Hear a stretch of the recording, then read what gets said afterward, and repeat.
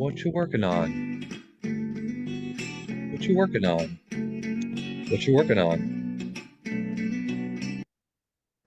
Hello and welcome to the first and possibly last episode of the What You Working On podcast. I'm your host, Sean Cully, artist and curator. Today with us as our first and possibly last guest is Stephanie Sherwood, who is an artist and curator and member of the Arla, Durden and Ray, and Sila art collectives. She is also a Cal State Long Beach alum, and she currently works for LAX as an arts associate. Stephanie, welcome to our podcast. Thank you. Thank you. Happy to be here. Great. So then, for our first question, Stephanie, as we always ask all of our guests, what you working on right now? I am working on multiple things, I suppose. In 2019, I started a project where I was painting on furniture that people would leave on the streets in Los Angeles, in alleyways and street corners, and then taking pictures and video of them and then leaving them there. And ever since then, it's really kind of shifted my practice. And I've been kind of exploring a lot of the layers of ideas that's present in that series, which is really about kind of ephemerality, performance, and I've been really trying to consider how the artwork changes over time. So I've been continuing that series, but I've also been exploring these ideas in the studio where I've been working on pieces on more delicate materials like paper and cardboard. And I've been kind of allowing them to fall apart more or less or deteriorate.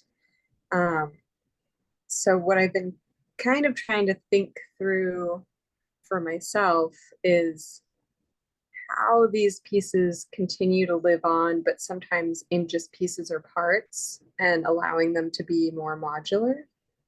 I have some pieces that were sculptural pieces made out of paper and cardboard um, that slowly started to fall apart. So I cut them into pieces and now they exist as two-dimensional artworks that can live on the wall. Um, and actually, a couple weeks ago, I painted a piece on the street that was kind of like a display case that was particle board and glass. And I was mad because I like the light got really bad right at the end of when I was painting it. Like the light got really harsh. I Yeah. usually paint super early in the morning to get the good diffuse light, but the light got so bad. So I had to go back the next morning to get better photos of it. But when I got back, it was in pieces, like someone had taken it apart or it fell apart or something. So I ended up taking the glass piece with me and one of the small pieces of particle board. Um, and I'm going to think through how I could potentially display those in the future. So I think it'd be interesting, kind of as an artifact of Yeah. this event. Or like a remnant or a little like memento. Yeah, Neat. yeah, exactly. Neat. All right. So our second question is, how do you know when a project is done? It sounds like a lot of the work you're doing is sort of ephemeral and it's just one day. Do you consider that one work, or is that part of a larger or body of works that are all the same project that you're working on?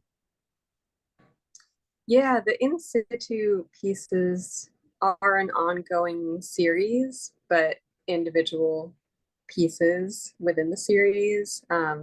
So they're done basically once the painting is at least realized enough that you can tell what it is, kind of. But yeah, with the studio stuff, it's definitely becoming a more generative process where it's ongoing Hmm. constantly. Yeah. With the in situ stuff, is it like you always block out like an hour or 2 hours, or you like wait till you get kicked out of that location, or I'm just wondering if there's Yeah, like some sort of parameter you set for yourself. Um, Honestly, usually my parameter is when I need to get to work. Mm-hmm. And so I have to see if I have enough time between the sun coming up and Mm-hmm. getting to work. Funny. Is usually my parameters. And you know, that series in particular has so many kind of things I need to work around and Yeah. consider. Is the thing still there that I wanted to paint? Sometimes it's not. Yeah. Is the weather okay? Sometimes it's not, like today. Mm-hmm. And yeah, I mean, there have been a couple of times where like there's been maybe like a hostile person kind of hovering about, and then I have to kind of just skedaddle. Yeah, I'm but sure. um but yeah, it's and if I have my druthers and everything's uh behaving, I guess, Mm-hmm. then usually the painting I can get it done 30 minutes to an hour, and then another 30 minutes to like capture the photographs and stuff. Cool. Cool. I was just wondering, like, is this like a Saturday all day thing, or is this like a in out, you just whack it out in an hour or so, or 2 hours, and that sounds like that's more of what it is. That's Mm-hmm. interesting. Yeah, they have to be quick. So it's like a certain way of painting, and it's Mm-hmm. different when I'm in the studio and I have Yeah.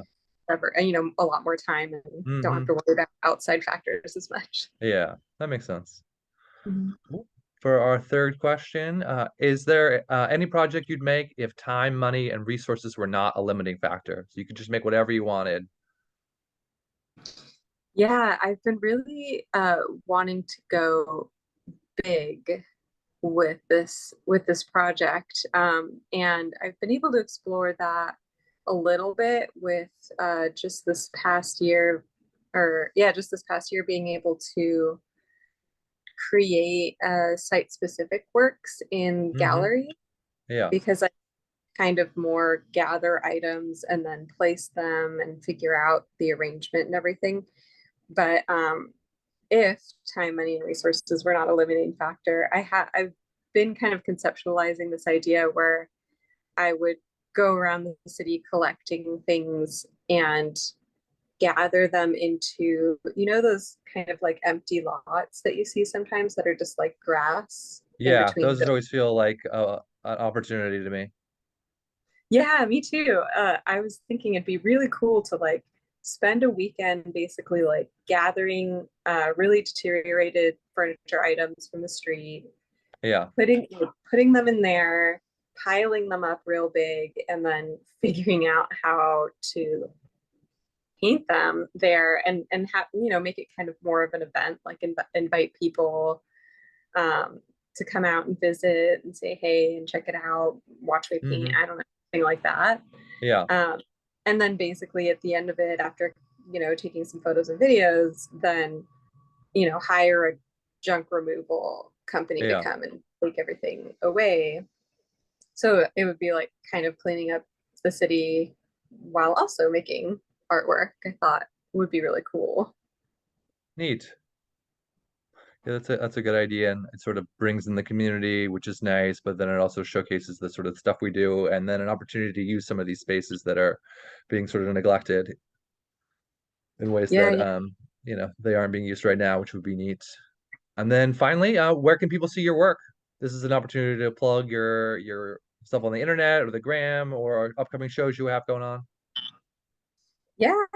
So my Instagram is at Stephanie_Sherwood_art. Can check out my latest whatever the heck on there. And I'll, yeah, most likely be showing with some of the collectives this year. Hopefully Arla in June, probably Durden and Ray in April. So be sure to follow those collectives on Instagram as well, at Acceptable Risk LA and at Durden and Ray. Awesome. So thank you so much for coming on our podcast today. I really appreciate it. This has been great. Yeah, of course. Cool. Thank you for having me Hopefully, I will not be your last ever. What you're working on is created, produced, recorded by Sean Cully. What you're working on is brought to you by BetterHelp. BetterHelp, would you like to go to therapy without actually having to go to therapy? And Brooklinen, they must be good sheets. Look how expensive they are. This has been a Sean Cully production of What You Working On.